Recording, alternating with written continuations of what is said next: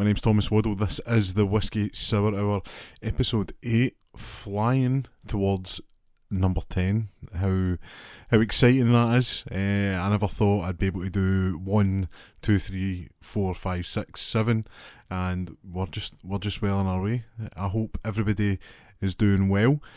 This show is a wee bit different in that when we're recording this, I'm actually doing a double dunter, and you'll see why. I'm actually going on holiday on Monday, so this will be released on Saturday. I'll be on holiday on Monday, and then from there, what I'm doing is I'm recording another one a little bit different. How should we put it? It's going to be a bit about history, a bit about Glasgow history. So listen, it's going to be a tester. We have a plan for a big show in May that I'm going to be doing, and this is like the appetizer for it. So these two shows are going to be recorded, and this is the first of them. So this is just going to be the usual from the Whisky Sour Hour. I'm going to talk about basically, like, to be honest, I had a pretty busy weekend. The last couple of weeks it'd been pretty low key. Me and the good lady had not really done much. Maybe a wee trip to Costco here and there, but I don't think that's podcast worthy, talking about the toilet roll deal I got in Costco. It's not very exciting or sexy. So at the weekend there, me and one of my colleagues went up to the Glasgow Comedy Festival, saw Paddy O'Donnell. Very, very funny day. And when we were up there, Gary, who doesn't know the city as well, we ended up going on like a kind of drinking tour basically. So we'll go through that, and I'm going to show you. I think this is the best hidden gem in Glasgow when it comes to having a bit of swally. So we'll get to that point, and we'll see if you agree with me, or maybe you have even better gem. I've got an emerald here, and you've got a diamond.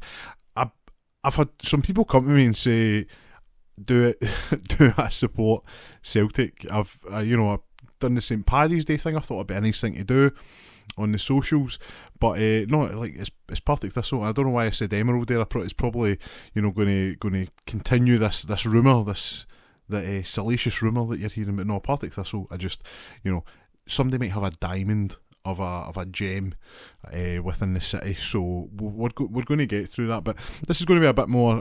I'm going to continue to try and do it in one take. So you're going to hear what's and all when we're doing this. So we'll go through it. But yeah, so Glasgow Comedy Festival International Comedy Festival is going on at the moment. There's so many shows that that you can go to. Your Susie McCabe's, and I'm sure Frankie Boyle's doing something, and you'll be able to get all these ones. We hadn't seen Paddy O'Donnell, and was at the Barrowlands, the Barrowland Ballroom. I've been to many a gig there, and it was a totally different experience going in when it's not absolutely rammed. The space, I can imagine. I've never been there, for the dancing, but I can imagine it's very similar. You've got a lot of space, a lot of breathing room. Staff are brilliant. Got a good bit of crack when you were chatting to the bar staff that was there. And the pints were good.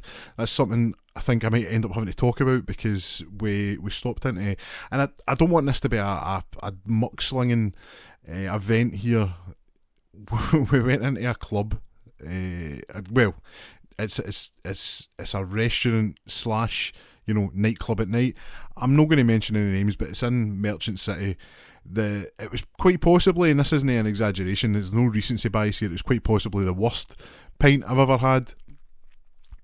The tenants was dead when it came out, and we'd been waiting that long to get served. A good 10 minutes, I would say. Normally I would have walked out, but I was cold and I was choking for a swally, so I stood, and yeah, it was a pretty diabolical pint. So I don't want to put anybody down, but there was somewhere in the vicinity of Merchant City that was pretty diabolical when it came to drink. So what that done was, it inspired me to be like, if you don't mind a wee walk, would you want to come to this little place that that I often frequent, and I say a lot of places actually. It's the Tenants Brewery, let's be honest, in Duke Street, next to, the Drygate. It's, Well Park.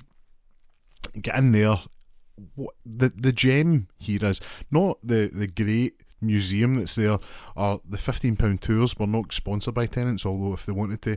My name's Thomas, so the red tea, red's my favourite colour. Let's do that. Let's just will that into existence. But you could do your £15 tour, which is really a tenner because you get a drink at the end of it. This is the gem. If you go into the museum, you don't need to go on the tour. Just say to whoever's on the desk, I'd like to go to the pub. There's a pub upstairs, sells the best pint in Glasgow for £5. I don't think, for value for money, for flavour, that you get a better pint than that. And when I was up there, I've done the tour before. You can get a flight because Tenants doesn't just do lager. The amount of stuff they do is pretty great. I'm sounding like I'm getting a cat there. The stouts from there are phenomenal, and if you go in, you can get a flight for £6. Thankfully, there was a tour coming in, so it meant I didn't have to hang about. I basically jumped in with him at the end there. I'd already taken part in this last year, so I didn't want to spoil it for him. I just sat and supped in a beer. It went down ridiculously well, and they're considering how small they are, because you get them in kind of wee tumblers. The percentages, I think the strongest one, which it's the kind of, I think.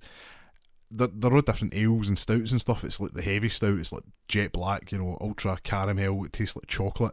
It's 9%, so you have a few of them and you're flying. So best pint in the city by a country mile.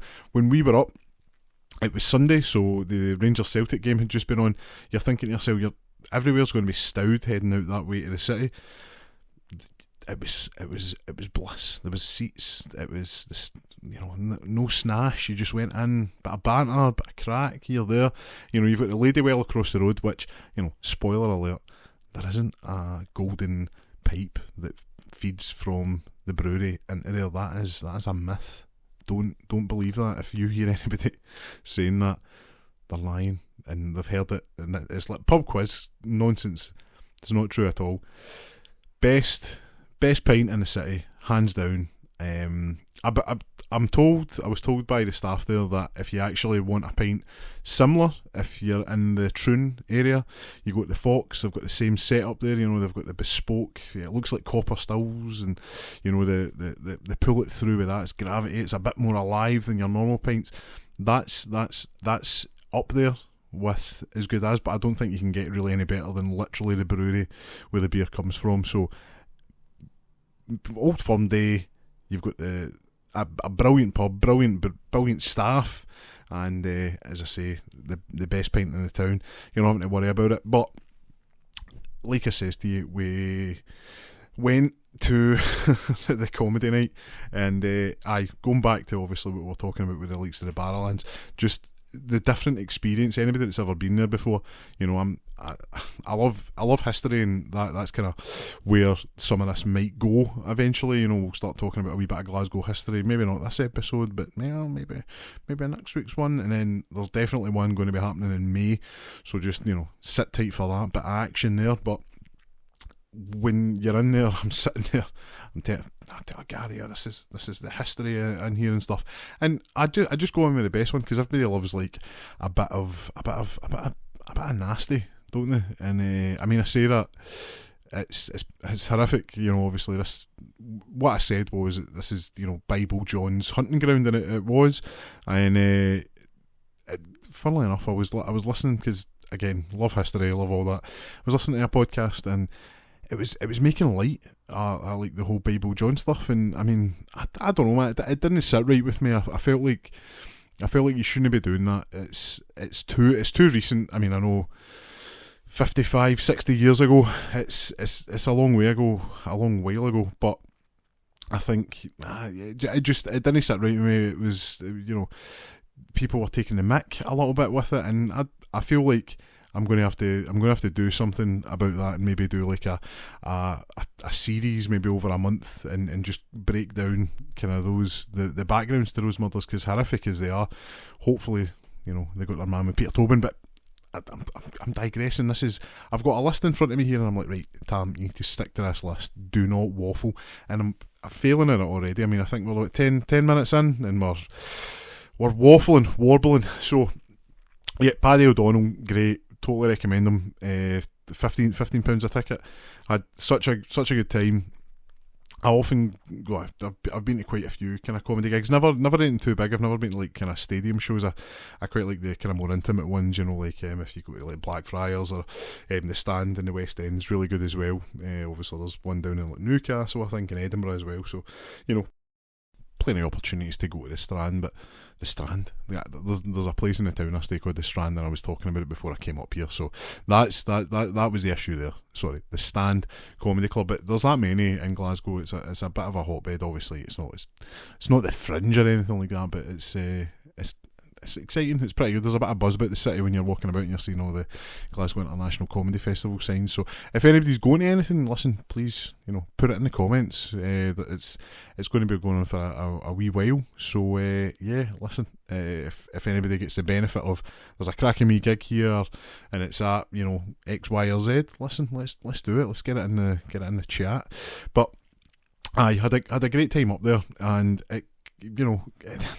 when you're sitting and you're taking it all in, as I say, I'm looking around the architecture and the atmosphere, and I found myself like being drawn towards like just looking at like this is going to sound really weird, but like looking at like bits of like metal, you can see exposed, and you're wondering like, where did that come from and stuff. And then I'm basically like waiting for the show to start.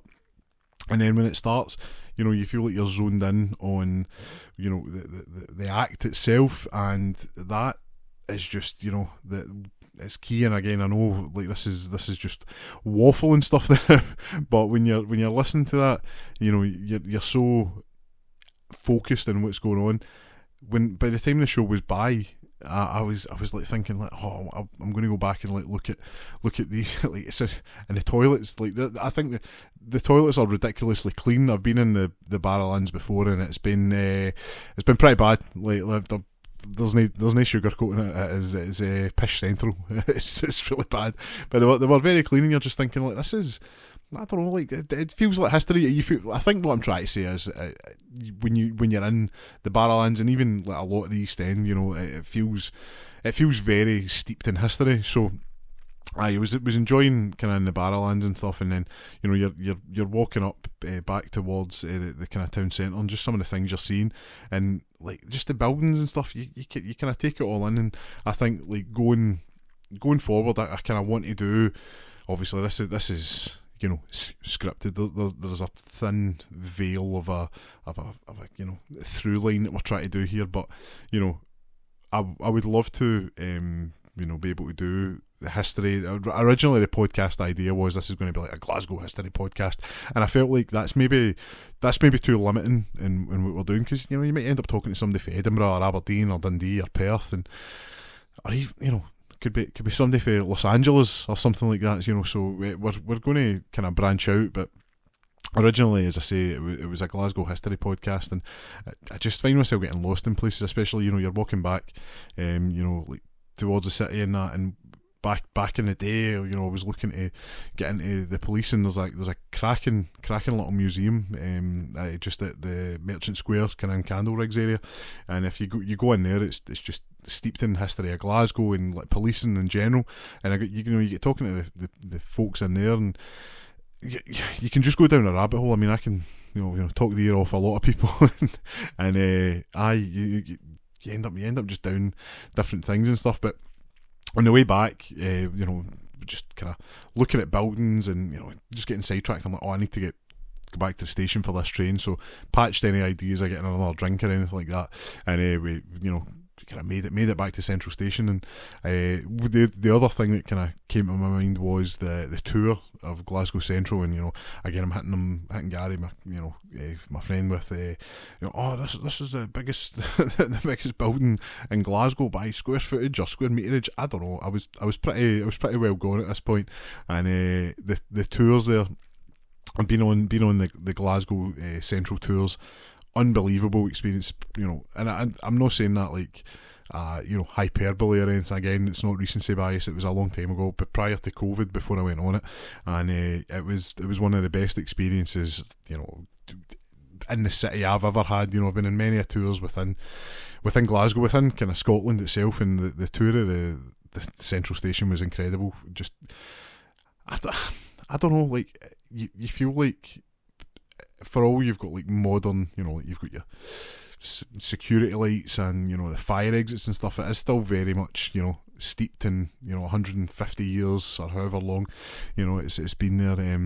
You can feel it. You can feel the history, and you feel like you're walking through it. And when I've not done it since, and I've not looked, because I kind of want to be surprised the next time I go. But they were talking about taking an old station that was down there and putting it into like the kind of the state it was in. Well, like it's a lot cleaner obviously, but the making it up to what it would be like in like the early 20th century. So it's one of those ones, if you get a chance, it's not particularly expensive. Jump on that tour, but you're walking through. I find myself taking time and just to like look at things, and are you getting sidetracked? Possibly, but if you've got the time, just sit back, get a wee drink, kind of look up and just take it all in. Take in the city, take in the architecture, take in this isn't like an IKEA building. It's flat packed. It's like somebody's been up there and they've chiselled out these shapes. If you Paisley Abbey, if you go there, obviously there's the Geiger alien that somebody put up, I think in the kind of 90s or whenever it was, and it took years to be discovered, and somebody actually like carved out all these. And I mean, Glasgow, you're looking at all the buildings, sandstones, and you're looking up, you just kind of take it all in. So no, I know this has been a bit of a wee ramble, but I've enjoyed actually being out at the weekend there, and as I say, taking in those sights. As I say, if you get a chance, I've never been to a gig. Sorry, that's nonsense. I've never been to a comedy gig at the Barrowlands, and to be honest, I didn't know how it was going to work. The spring-loaded floors aren't coming into alignment. It's something else that's got, you're not getting to use them, but you're sitting there, and it was just such a good laugh and atmosphere. And as I say, when you're in a lot of the city, even if you were in like if you're at the football, whether it's Hampden, Ibrox, Firhill, Celtic Park, wherever it is, these things are steeped in history. You can look around, and whether it's Archibald Leach, or like you're looking at the kind of the new shed at Firhill. It's the John Lambie stand as it's called. It's exciting, man, and I feel like Glasgow is one of those cities where you can end up, just getting absolutely lost in these stories. Like you go to the People's Palace, and you've got like the tenement life and stuff. And I think a big thing's made, obviously, you've got the kind of Victorian London and stuff. I found myself, reading about like Jack the Ripper, and as I say, I go in tangents and that. Like people get into like looking after like fish, or and they start off with like a goldfish. Next thing they've got a 7-foot tank, a tropical or marine tank, and that. I'm like that, like I'll end up reading something and it'll become like absolute, like fascination for 2-3 weeks, and sometimes it just falls away, and then other times it does stick with you. So it was just I hope in these ramblings that you've at least been like, oh, I might go to the Tennent's Brewery, I might go to a comedy gig at the Glasgow International Film Festival. No, Comedy Festival. Where did that come from? Again, it's films, it's always in the mind. Or like if you're in Glasgow Central and you have some time to spare before you're doing what you're doing, or just make a point to go for a tour around Glasgow Central. These are things that I feel like kind of go under the radar, and I know we've kind of got away from the hidden gems within the city, but certainly that's one of them. One thing I will say is I would going for something to eat prior to that. You've had a good sesh. You're loading up in that. Again, there is gigs here as well, but you've got Van Winkle's during the the Glasgow International Comedy Festival. Van Winkle's is where I went for something to eat. I've been before. You have Wings Wednesdays where you get like unlimited wings for, I think it's like £20. But I'm talking like these are like proper wings. It's not just like like your hot wings from KFC or that. These are the boy. 5 at a time, boom, just knock them out. I think I done 15 before a gig one time, which was plenty. I'll be honest, I could probably do 25. I could easily do 25, but I wanted to kind of be light going in. But certainly Van Winkle's, if you're wanting something to eat, you've got it in the West End, but it's right across the road for the Barrowlands, just up for Holy Foot. Yeah, you're laughing, man. Go in there, get a pint or whatever your tipple is, and the food's unbelievable, fresh, man. Just like so good. Again, hidden gems. You're basically just loving what I did on Saturday there, but you don't do it all the time. These things are fun, so doing that. But again, I don't want to ramble too much, but this is what the Whisky Sour Hour is about. Hopefully I'm not boring you too much that you want to take your drink and go and sit at a booth yourself. But yeah, so that was Saturday there. Did you get up to anything?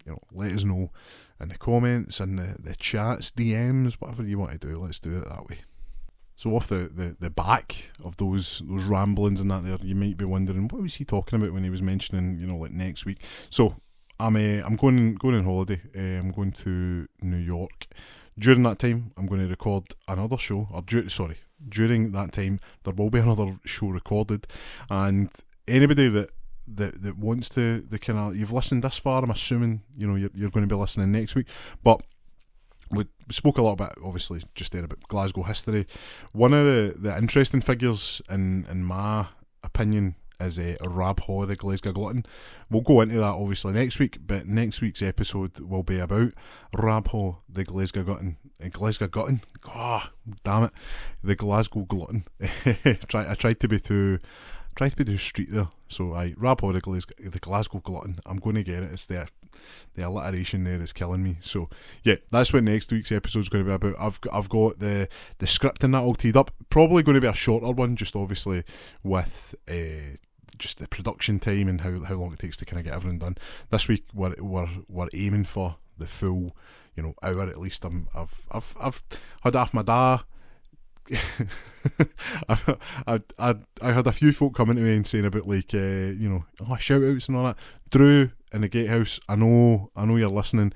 You're probably going to give me pelters on Monday when I come back, but you'll be mad to know, or you're glad to know, I'm not back to Wednesday next week, so or the following week. So yeah, you'll not see me, but there you go. A couple of shout outs for you because I was getting at my neck. I was like, the Whisky Sour Hour, it's only 25 minutes. I know, it was one of the things that just happened, right? It was a slow news week. I nearly said slow work week. That's never the case.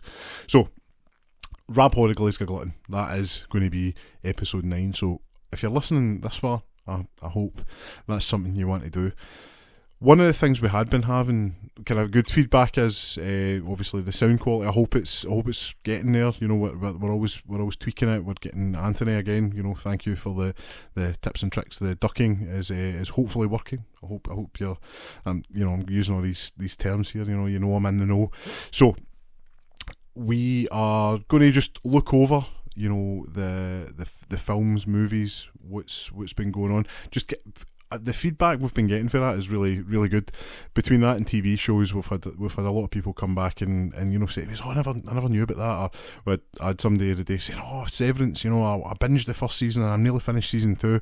So it's great. Like, I love it. I love just interactions and that. And as I say, if you're bringing one person happiness in the day, you're doing something right. So that's brilliant. Listen, if you're enjoying it, great. Let's just crack on with that. So the worldwide box office for that weekend there, it was the lowest of the year, so not very good. It's not a good way to get the kind of spring film season kind of underway. The kind of big film for the weekend, there was a film called Novocaine. It doesn't actually come out till the 28th of the month, 28th of March.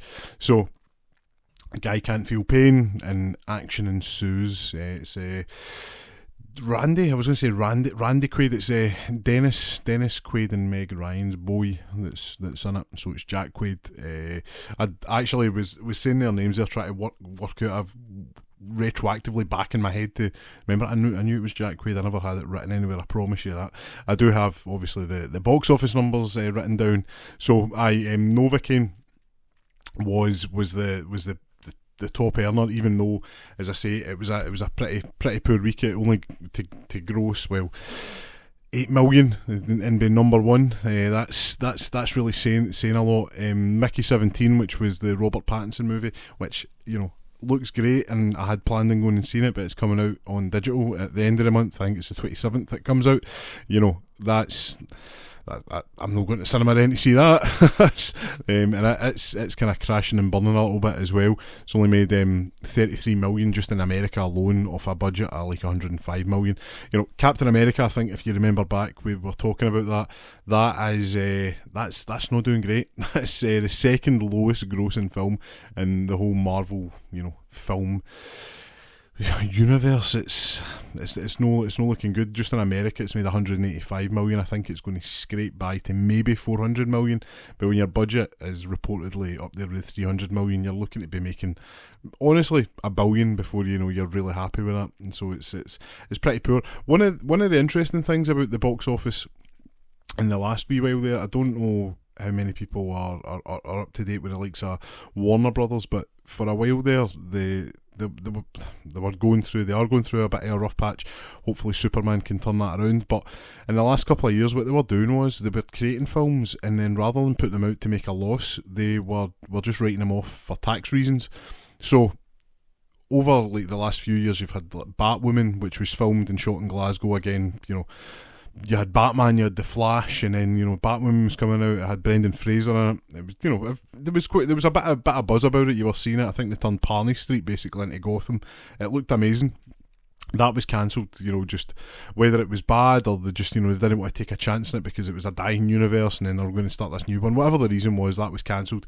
You also had there was a plethora. Well, I say plethora. There was 2 Warner Brothers Looney Tunes movies. So you had Coyote versus Acme, which was Wile E. Coyote sues Acme, and I believe John Cena was one of the main guys in it, who I think he's playing a bad guy, which anybody that's been watching the wrestling, he's just turned bad for the first time in like 22 years. That's insane. Growing up back in the day, my Saturday mornings watching SmackDown, he was brilliant as the kind of bad guy rapper, and now he is literally just a bad guy shouting at kids. You should totally watch it. I'm not saying go and watch the wrestling. It's WrestleMania kind of season. It's all over my YouTube algorithm. Everybody sees it. So yeah, you had Coyote versus Acme, which was shelved for tax write-off reasons. But last weekend in America, what they done was they had a film called The Day the Earth Blew Up, a Looney Tunes movie, and it was basically Daffy Duck and Porky Pig go on like an adventure, even though it's Warner Brothers. And to me, growing up when I did, in Glasgow, anybody that walked up and down Buchanan Street, you would have saw the the Looney Tunes, the Warner Brothers shop, and I don't know, they just seem to be abandoning that. Like the same, to be fair, Disney as well. You see Mickey Mouse in that there, but I'm sure there's plenty of young, really young children TV shows based on it. But there's not a lot of Mickey. I personally don't see a lot of Mickey Mouse, and I'm pretty, up to date with the likes of movies and stuff. It seems to be like Pixar. It's like your Toy Stories. They've kind of took the kind of lead in the Wreck-It Ralphs for Disney, and for Warner Brothers to not be putting this out. What they done was this film was shelved, and a company called Ketchup Entertainment came in and bought the rights for it. And then what they've done was they've released it. So for all it's a Warner Brothers movie, it's came out under Ketchup Entertainment.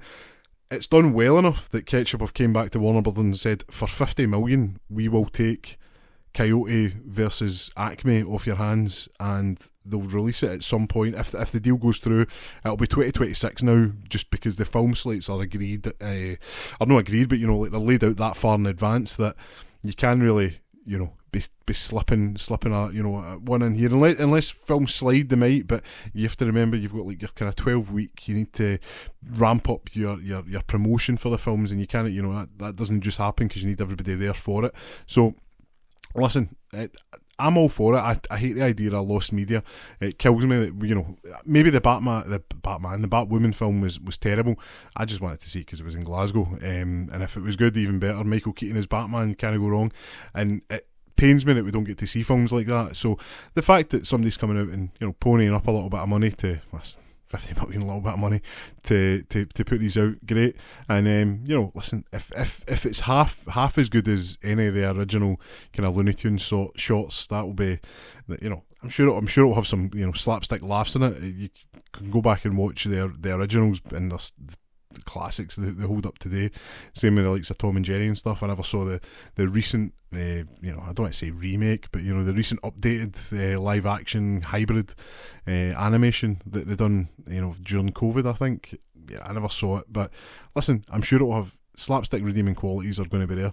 Out with that, kind of going down, it's dead slow. The fact of the matter is, you've still got the likes of Mufasa in the top 10. That film's been out since Christmas, so I think it's 13 weeks that's been out. It's the box office needs a kick up the behind, and I'll be honest, I don't think Snow White's going to be the film for it. I think we're going to be talking about just how poor it's landed now. Whether it's the fact it's been held for like 2 years because between the controversies of the dwarfs and how they're going to portray them during the film. Is it going to be actors superimposed into backgrounds? And then I think was it Peter Dinklage came out and complained, and rightly so. You're taking jobs away from people, and then they've done from what I've seen, CGI monstrosities. So apparently the girl that plays Snow White, Rachel Zegler, has done a really good job, but Gal Gadot hasn't.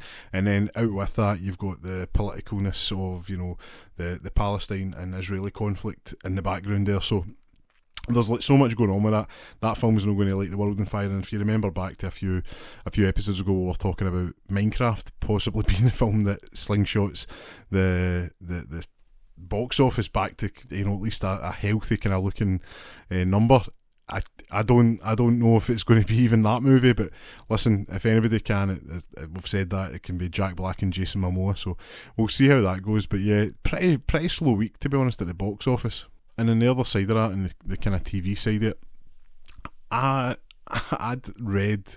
So this was last weekend. Obviously, I was out on Sunday. Sorry for the comedy gig. On the Saturday, Lorne and I sat and I'd read about this film, this TV show. It's going to be great, and I love the idea of doing a one shot. We sat and watched Adolescence, 4 hours, 4 episodes.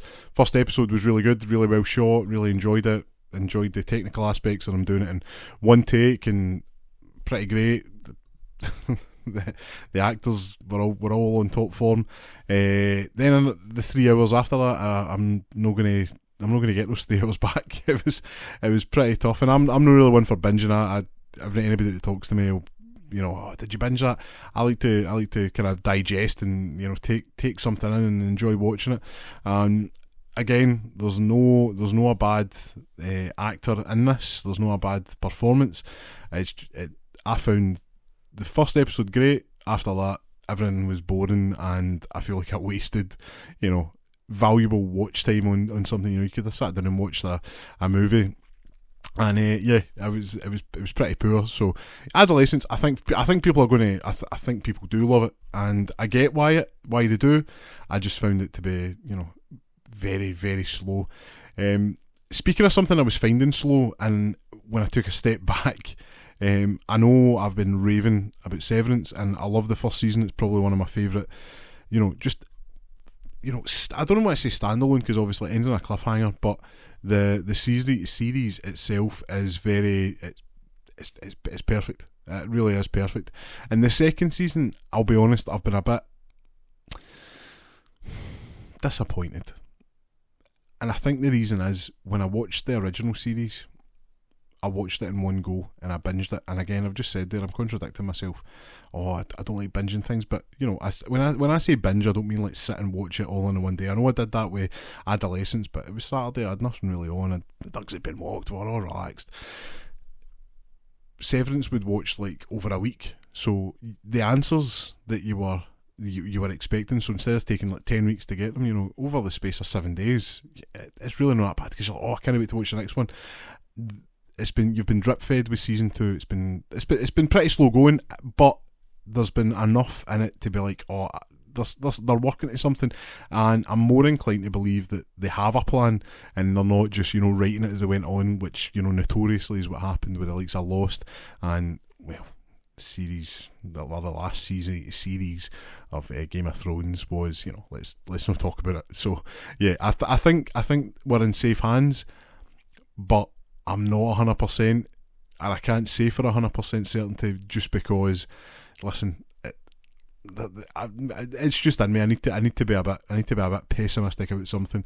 I think, you know, maybe they've bit off more they can chew. I'm hoping they don't. The episode's 72 minutes, which I was saying to Lauren, that's nearly 2 hours. It's not at all. it's not at all. It's like just an hour and, you know, 12 minutes. So it hopefully answers plenty of questions and leaves us enough breadcrumbs to be like season 3, which I was told, or I'd read online, it was confirmed. It isn't, but when you're making more viewers than what Ted Lasso is, I think you have to, you know, give it to them and say, yeah, you need a season 3 for that. So fingers crossed they'll land it. That's going live, or well, it'll already have been live by the time we listen to this, but like I says, we're going to be recording the 2 episodes, and you probably don't get a reaction for 2 weeks if that's something you're interested in. But, you know, Michael, if you're listening to this, you know, season 2, we need to get this one finished, my man. Alright, so we'll get that one done. Out with that, I found myself wanting to watch something, and I ended up watching this movie for 2008. Went to the cinema to see it with my good friend Jamie way back when. I think it actually came out in the UK in 2009. But with the likes of Daredevil coming back and The Punisher being in it, one of my favourite kind of schlocky action movies is Punisher Warzone. You know, it's never winning any awards. The writing's pretty atrocious. It's, you know, I don't mean cringy as in like it's what the modern kind of take is. It's just embarrassing. It's like, it is like proper, like, you know, there's a guy he's battered and he's you know he's proving himself to the Punisher that he's been a good guy. And he's like, you know, I'm going to die, I'm going to hell, man, I'm going to hell. And he's like, if I see you anywhere near hell, I'm going to kick your ass back out. I'm like, that's the kind of stuff, you know, it's like, if Arnold Schwarzenegger said it in Commando, you would have been punching the air, but, you know, we're not there yet.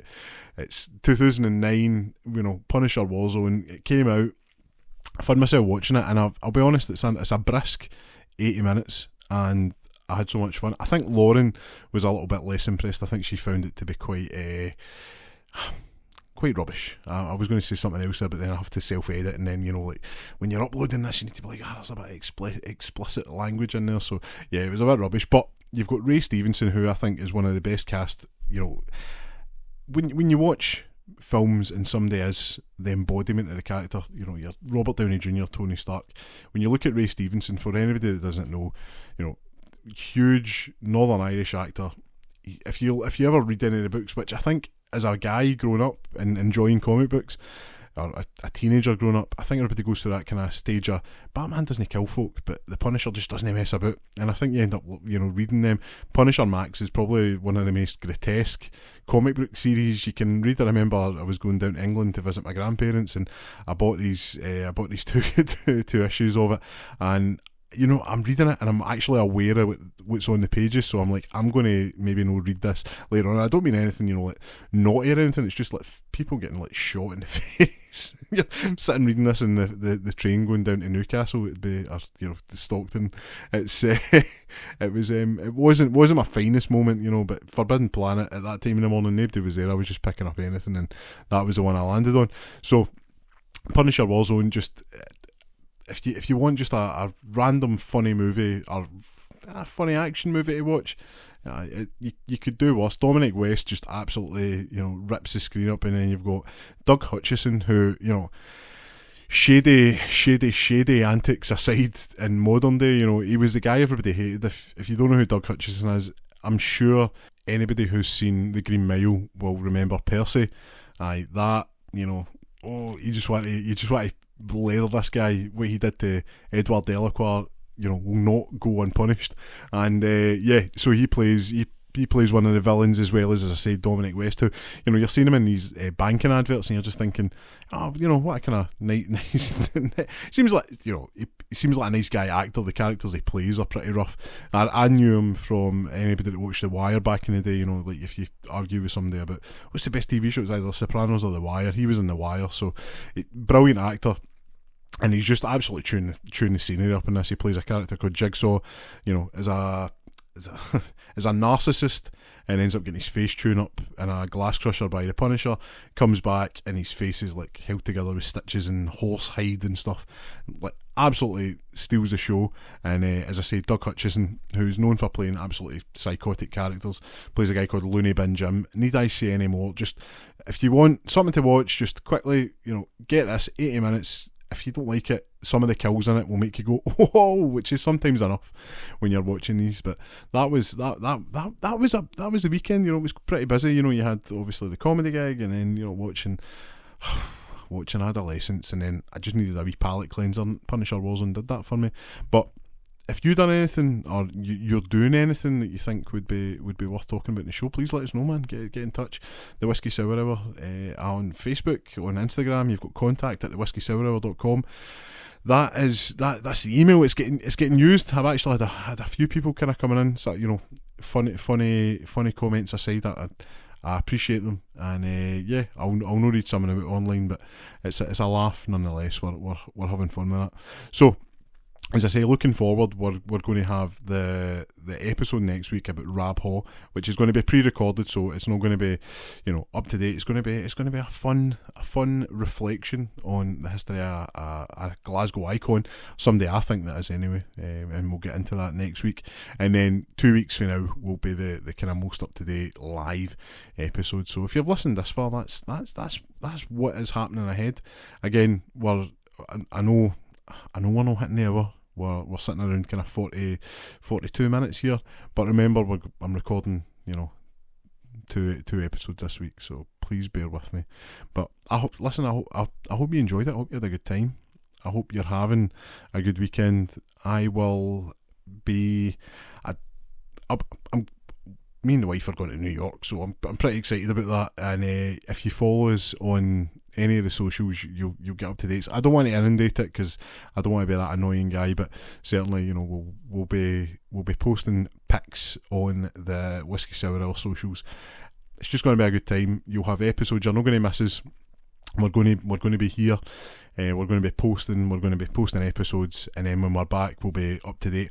Hopefully, there's a bit more happening. As I say, I'm getting good feedback on speaking about films and getting to know what people's tastes are and being able to kind of cultivate what we're talking about around that. But we're getting there. We're getting there. So I hope whatever you do this weekend, you have a great time. I'm going to be packing, freaking out, making sure I've got passports and everything, and I'll be getting a doing if I don't. I've been Thomas Waddle. This has been the Whisky Sour Hour. Cheers.